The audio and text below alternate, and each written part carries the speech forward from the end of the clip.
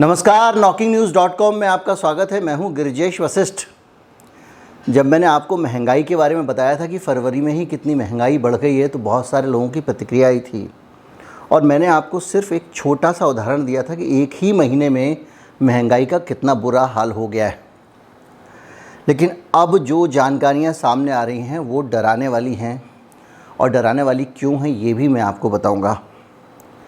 इस समय आप इतना समझ लीजिए कि महंगाई का ऐसा कोई एस्पेक्ट नहीं है, ऐसा कोई पहलू नहीं है जिसमें महंगाई के बड़े बड़े बबल, बड़े बड़े गुब्बारे भरे हुए खड़े हुए हैं, और किसी भी पल कोई भी गुब्बारा अगर फटता है, कोई भी बबल अगर फटता है तो महंगाई तबाही ला देगी। इस तरह समझ लीजिए, एक कमज़ोर बांध की तरह एक साइकोलॉजिकल बैरियर बना हुआ है जो महंगाई को बढ़ने से रोक रहा है।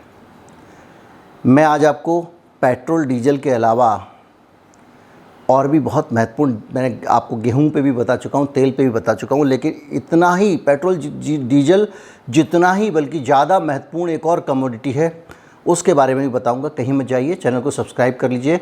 मैं अभी हाजिर हुआ। अगर आप इस चैनल को सपोर्ट करना चाहते हैं तो हमारा UPI ID डिस्क्रिप्शन में है, उसके ज़रिए आप भुगतान कर सकते हैं।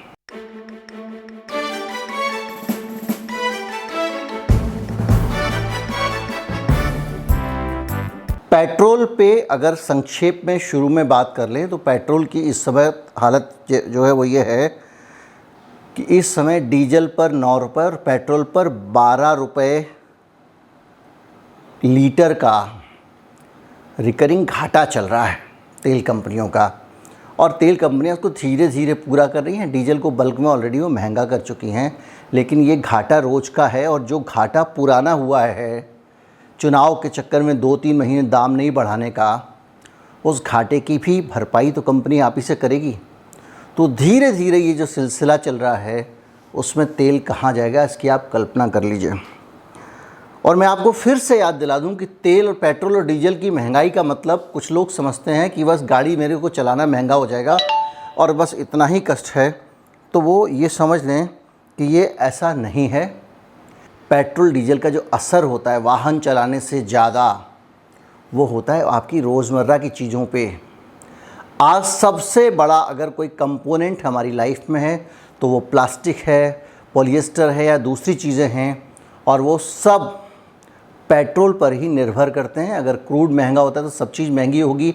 प्लास्टिक की प्रोसेसिंग भी पेट्रोल से होती है, और यहाँ तक कि हमारे जो सिंथेटिक कपड़े आते हैं उनके निर्माण में, उनके फाइबर निर्माण में, उसके फैब्रिक निर्माण में भी पेट्रोल की बहुत बड़ी भूमिका है। तो केवल आपको महंगाई की मार पेट्रोल पंप पे जब आप तेल बनवाने, ईंधन भरवाने जाएंगे तब महसूस नहीं होगी। महंगाई की मार आपको हर जगह दिखाई देगी। यहाँ तक कि आप जो चिप्स का पैकेट लाते हैं उसका जो खोल होता है उसमें भी पेट्रोल की ही भूमिका होती है।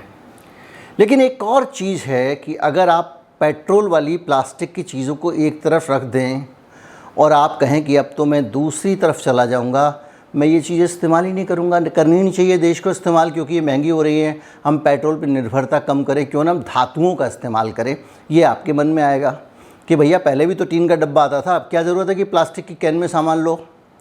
तो आपको मैं टीन के डब्बे की हालत बता रहा हूँ। लगातार स्टील का दाम बढ़ रहा है।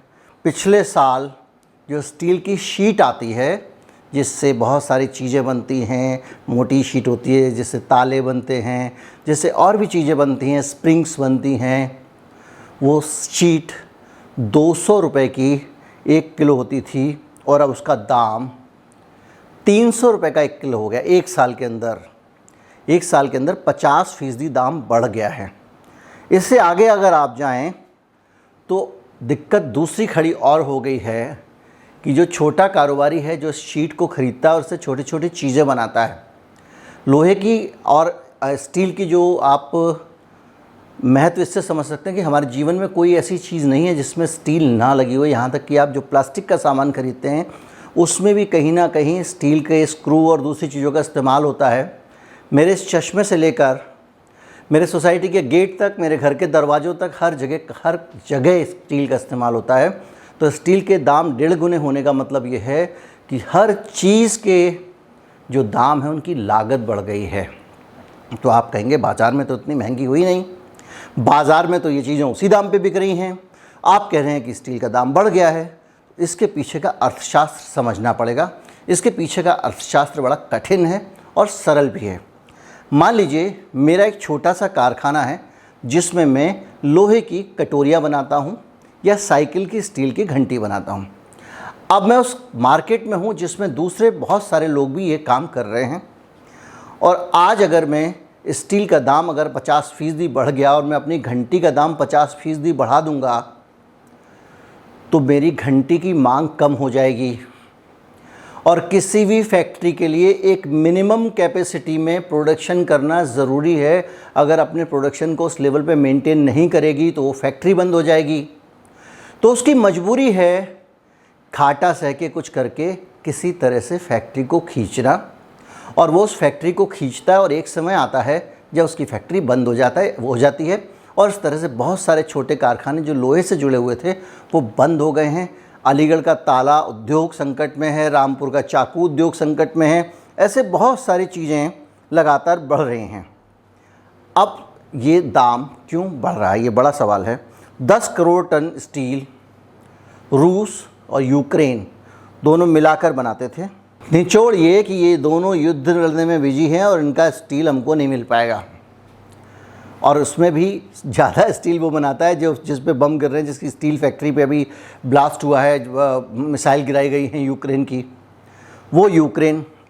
और इसके अलावा एक और चीज़ होती है जो स्टील के दाम को नियंत्रित करती है, वो होता है आयरन ओर, जिसको हम लोग इंग्लिश में बोलते हैं, हिंदी में लोहा अयस्क, और सरल में जाए तो खनिज लोहा, कच्चा लोहा जो ज़मीन से निकलता है वो वाला लोहा, वो जो है उसका दाम भी बहुत तेज़ी से बढ़ गया है क्योंकि वो हम इंपोर्ट किया करते हैं और पूरी दुनिया का गणित बिगड़ने के कारण उसका दाम भी गड़बड़ा गया है। और लोहा अयस्क आ भी जाए, उसको स्टील में बदलने का जो काम करता है वो करता है कोयला। स्टील इंडस्ट्री में 40% तक कोयले का इस्तेमाल होता है, और वो इतना ज़्यादा इस्तेमाल होता है कि कोयला नहीं तो स्टील नहीं।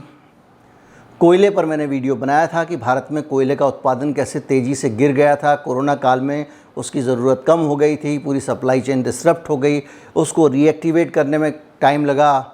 ऑस्ट्रेलिया में कोयले की खदानें बाढ़ में धंस गई हैं।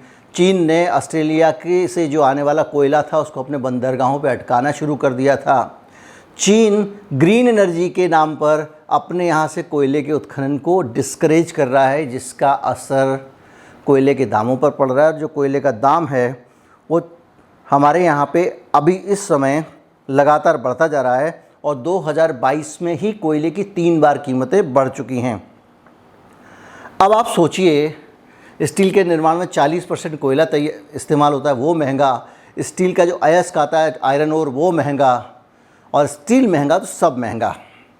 याद कीजिए, एक विज्ञापन था टाटा स्टील का, इस्पात भी हम बनाते हैं, और उस विज्ञापन में वो ये कहना चाहते थे कि स्टील से सब बनता है। बांध बनेगा तो स्टील से बनेगा, मकान बनेगा तो स्टील से बनेगा, सड़क बनेगी तो स्टील से बनेगी, गाड़ी बनेगी तो स्टील से बनेगी। आप जहाँ नज़र दौड़ाएंगे स्टील ही स्टील दिखाई देगा। आपके घर में अगर कटलरी है तो स्टील की है, यहाँ तक कि आपके जूते चप्पल में भी स्टील की कील कहीं ना कहीं मिल जाएगी। और मोबाइल फ़ोन के अंदर भी, इसमें भी बहुत सारी स्टील लगी है। और जब स्टील महंगी होगी और इतनी ज़्यादा महंगी होगी तो क्या होगा। अब दशा ये है कि जैसे जैसे ये इंडस्ट्री है, मैंने आपको बताया कि स्टील ये रॉ मटेरियल है, स्टील रॉ मटेरियल महंगा हो गया। अब आप गौर करिए कि जो उपभोक्ता मूल्य सूचकांक है और थोक मूल्य सूचकांक में, इसमें कितना अंतर आ गया। थोक मूल्य सूचकांक में खूब महंगाई बढ़ रही है, उपभोक्ता मूल्य सूचकांक में नहीं बढ़ रही है। उसकी वजह यही है कि तमाम घाटा सहने के बावजूद इंडस्ट्री को डर लग रहा है कि मैं अगर दाम बढ़ाऊंगा तो डूब जाऊंगा। और उस पूरे सिनेरियो के बीच में, उस पूरे घटनाक्रम के बीच में हर दुकानदार अपने ऊपर होल्ड कर रहा है इसको। महंगाई को वो फैक्ट्री वाला, वो कारखानेदार किसी तरह से अपने ऊपर ले रहा है, और उसके कारण उसकी अर्थव्यवस्था गड़बड़ाती जा रही है और उसके कर्मचारी गड़बड़ाती जा रही है। छोटी छोटी फैक्ट्रियां बंद होती जा रही हैं, और जो बड़ी फैक्ट्रियां हैं वो जिस दिन होल्ड करना बंद कर देंगे प्राइस को, उसी दिन आपके सर पे बड़ा बम फूटेगा। छोटा सा उदाहरण हमारे सामने है डीजल और पेट्रोल का। डीजल और पेट्रोल की महंगाई को चुनाव के कारण इन कंपनियों ने होल्ड करके रखा हुआ था, बावजूद उसके कि क्रूड सस्ता मिलने लग गया हमको रूस से। इंटरनेशनल मार्केट में भी थोड़ा सा राहत है। ये राहत तब तक ही है जब तक कि ये नई बंदिशें नहीं लगाते। अगर उन्होंने यूरोप रूस पे और बंदिशें लगा दी क्रूड एक्सपोर्ट करने पे, तो और दाम बढ़ जाएगा, तब वो 300-300 पहुँचेगा और उससे जो होने वाला है सारी आपको चीज़ें पता है। तो जो भी है, इस पूरी की पूरी स्थिति में, इस पूरी की पूरी दशा में भारत ऐसे महंगाई के भारी और बड़े गुब्बारों के बीच में खड़ा हुआ है, जो जिस दिन फटेंगे उस दिन रिटेल में सैलाब आ जाएगा। दिन दूनी रात चौगनी कीमतें बढ़ेंगी, जो अभी कुछ भी नहीं बढ़ी हैं। अभी तक आपने आटे की महंगाई देखी है, अभी तक आपने तेल की महंगाई भी देखी है, अभी तक आपने और छोटी मोटी चीज़ों की महंगाई देखी है, सब्जियों की महंगाई देखी है। लेकिन जब सब कुछ महंगा हो जाएगा, हर जगह महंगाई होगी, कोई भी आदमी एक शेड भी लगाएगा तो उसकी लागत बढ़ जाएगी, तो पक्का मान के चलिए कि इसको झेलना नामुमकिन हो जाएगा। और यही मैं आपको बताना चाहता था कि महंगाई बहुत उच्चतम स्तर पर पहुंच गई है और भारत की सरकार और आरबीआई की तरफ से इसको रोकने के लिए कितने ठोस प्रयास किए जा रहे हैं, इस पे मैं जाऊंगा तो मामला गड़बड़ हो जाएगा। मैं सिर्फ इतना ही बताना चाहूँगा कि ब्याज दरों को लेकर अब आरबीआई को कोई ना कोई फ़ैसला करना चाहिए, क्योंकि अमेरिका ने ब्याज दरें बढ़ा दी हैं और अगर ये ब्याज दरें नहीं बढ़ाएंगे तो उसका एक और दुष्परिणाम होने वाला है, और वो होने वाला है डॉलर की किल्लत पे, जिस पे मैं कभी अलग से वीडियो बना के आपको बताऊंगा। उम्मीद करता हूँ वीडियो आपको अच्छा लगा होगा। अच्छा लगा हो तो ज़्यादा से ज़्यादा लोगों तक पहुँचाएँ, चैनल को सब्सक्राइब कर लें। नमस्कार, जय हिंद।